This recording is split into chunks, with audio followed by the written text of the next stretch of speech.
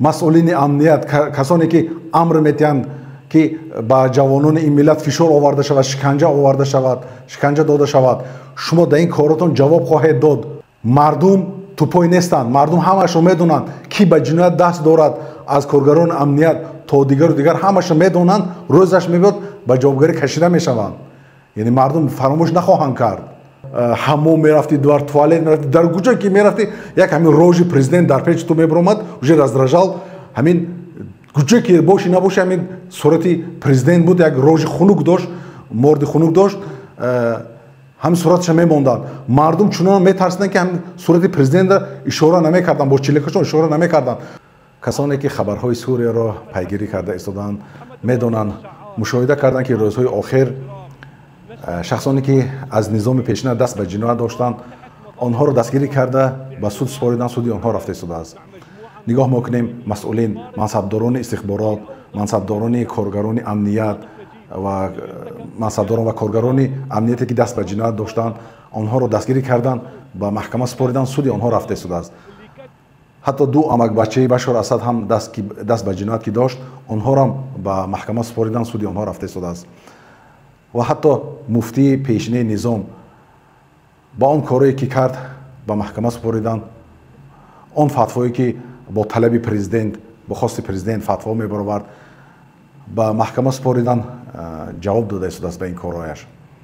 ва ин хел хабарҳо, садҳо хабарҳо ҳаст ки мо нигоҳ мекунем, хосатан касоне ки даст ба ҷиноят доштанд, аз амният, аз милисаҳо дастгир карда шуд ва ба суд супорида шуд ва суди онҳо рафта истодааст.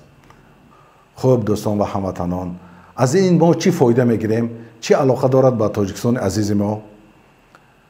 аввалаш ин ки нигоҳ кунед, ҳукумати нави Сурия касе ки даст ба ҷиноят зад ба маҳкама супорида мешавад, яъне ба ҷазо кашида мешавад. дар ин ҷой ягон кас аз пеши худ як коре анҷом намедиҳад. касе даст ба ҷиноят зад ба ҷавобгарӣ кашида мешавад. яъне мафиябозӣ нестай, бандитизм нестай. хоҳ ту муҷоҳид бошӣ, алавит бошӣ ё суннит бошӣ, касе бошад набошад, даст ба ҷиноят зад, ҳатман ба ҷавобгарӣ кашида мешавад. дуввум ин ки касоне ки даст дорем ба куштори ҷавонони ин миллат, рӯзаш мебиёд шумо ба ин коротон ҷавоб хоҳед дод. масъулини амният, касоне ки амр метиҳанд ки ба ҷавонони ин миллат фишор оварда шавад, шиканҷа оварда шавад, шиканҷа дода шавад, шумо дар ин коротон ҷавоб хоҳед дод, рӯзаш мебиёд ҷавоб хоҳед дод. ва муфтӣ ё муллое ки фатво мебаранд бо ҳар бӯҳтону тӯҳматое ки ин ҷавонони риштдор ваҳобӣ ҳастанд, салафӣ ҳастанд гуфта, ҳама инҳо бӯҳтон аст, тӯҳмат аст ба сари ҷавонони ин миллат. бо ҳамин баҳона, бо ҳамин фатвои шумое ки ин ҷавонони моро меқапанд, ба сабаби ришашон шиканҷа медиҳанд, шумо ҳам муфтию ва касоне ки дастгирӣ мекунанд, шумо ҳам ба ҷавобгарӣ кашида мешавед. ранги муфтии пешини Сурия ки дар ҷавобгарӣ кашида шуд, шумо ҳам ба ҷавобгарӣ кашида мешавед. мардум тупой нестанд, мардум ҳамашро медонанд ки ба ҷиноят даст дорад, аз коргарони амният то дигару дигар ҳамашро медонанд, рӯзаш мебиёд ба ҷавобгарӣ кашида мешаванд. яъне мардум фаромӯш нахоҳанд кард. барои чӣ ман дилпурам ки ин ҷинояткорро ҷазошонро мекашанд? чаро ки суннати илоҳӣ дар рӯи дунё ҳаст, қонуни худованд дар рӯи дунё ҳаст ки касе агар зулм кард, ҷазоша ҳатман дар ин дунё худованд гуфт ки ман худам ҷазои инро медиҳам.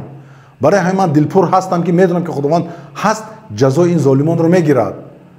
намешавад ки касе зулм кунаду ба уқубат гирифта нашавад. онҳо зулм мекунанд. чаро зулм? зеро медонанд ки ҷазо дода намешаванд, барои ҳамин зулми онҳо рӯз аз рӯз зиёд мешавад. барои ҳамин худованд гуфт ки касе зулм мекунад, ҷазои ӯ бар дасти ман ҳаст.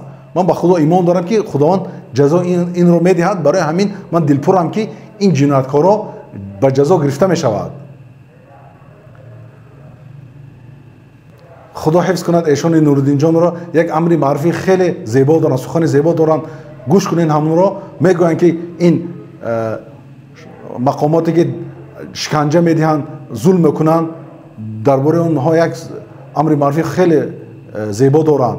мегӯянд ки байни мазлуму худованд парда надорад, парда бардошта мешавад. он чизе ки дуо мекунад, зуд худованд дуои ӯро қабул мекунад. барои ҳамин мазлум золим ҳатман ҷазоша мегирад. як мисоли дигар ба шумо мебиёрам. ҳамин дар Сурия пеш дар куҷое ки мерафти як сурати президент буд, дар корхона мерафти сурати президент, дар бозор мерафти, дар мактаб мерафти, дар ҳаммом мерафти, дар туалет мерафти, дар куҷое ки мерафти як ҳамин рожи президент дар печи ту мебиромад, уже раздражал. ҳамин куҷое ки боши набоши ҳамин сурати президент буд, як рожи хунук дошт, морди хунук дошт, ҳамин сураташа мемонданд. Мардум чунон метарсиданд ки ҳамин сурати президента ишора намекарданд, бо чилекашон ишора намекарданд. дар дили мардуми Сурия чунонам ваҳм даромадагӣ буд ки ҳатто бо чашми бад нигоҳ намекарданд ба сурати президент. ва чӣ шуд? 4 коргарони амният зулм карданд, мардумро ноҳаққона зулм карданд, латукӯб карданд, ба зиндон партофтанд. як ҷавони Ҳамзаро ҳам дастгирӣ карданд, шиканҷа доданд ки аз шиканҷа онҳо вафот кард. ва ҳамин сабаб шуд ки мардум қиём карданд, хестанду ҳам амниятшам чапа карданд, аскарешам чапа карданд, президентам ҳукуматам чапа карданд. ҳамин сабабаш чӣ буд? ҳамун амниятое ки амниятои давлат зулм мекарданд, мардумонро медоштанд, шиканҷа медоданд, мекуштанд, зиндонӣ мекарданд. ҳамин зулми амният сабаб шуд ки давлат хароб шуду ва мардум қиём карданд. нигоҳ кунед ки зулм оқибат надорад. чӣ шуд? ин мисол барои шумо, ин дарс барои шумо. барои ҳамин зулм оқибат надорад ва зулм худованд чихен ки гуфт ман худам ҷазои ӯро медиҳам. муҳим ин аст ки ҳатман золим ҷазо гирифта мешавад. худованд доност чӣ тавр ӯро ҷазо медиҳад. шояд ҷазо диҳад аз зану фарзандонаш як касалӣ шаванд, як наркоман шаванд, як чизе биёранд ки бало ба сари ин золим меояд. ё мешавад мансабдоро, як зина боло мансабдор инро аз кор пеш мекунад, як фишоре мебиёрад, ба уқубат гирифта мешавад. ё ҳатто мо медонем ки раисҳо буданд, як мансабдоро буданд ки наздикони онҳо чапа кардану ҷои курсии ӯро гирифтанд. яъне худованд медонад ба ӯ ки чихен ҷазо диҳад ба ин золим. ё мисоли дигар чихен ки ба Сурия шуд, бо дасти мардум ин золимонро чапа карданд ва дастгирӣ карданд ва ҳар яке якояки онҳо алон нигоҳ мекунед ки дар суд нишаста, дар назди суд нишаста гирия доранд, пушаймонӣ доранд, валекин пушаймонишон суд надорад. алон ба ҷинояте ки даст доштанд ба ҷавобгарӣ кашида истоданд. инчунин дар Тоҷикистон ҳам ҳамин аст. худованд ҳатман ин золимонро ҷазо медиҳад, валекин чӣ тавр?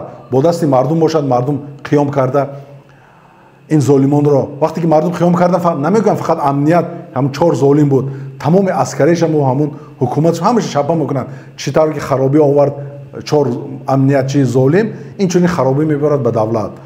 барои ҳамин ман дилпурам ки 100% ки ин коргароне ки амнияте ки даст ба кушдори ҷавонони ин миллат доранд, ҳатман ба ҷазо кашида мешаванд. ё ба дасти мардум, ё ба дасти худи коргарони худашон, ҳатман ба ҷазо гирифта мешавад. то ба кай шумо хуни ҷавонони ин миллатро мерезонед? ва агар на сабри мардум лабрез шудагӣ ҳаст, каме искира ҳама ба шӯриш мехезад. ин шумо бо Алло бозӣ доред, каме ақлатонро кор фармоед.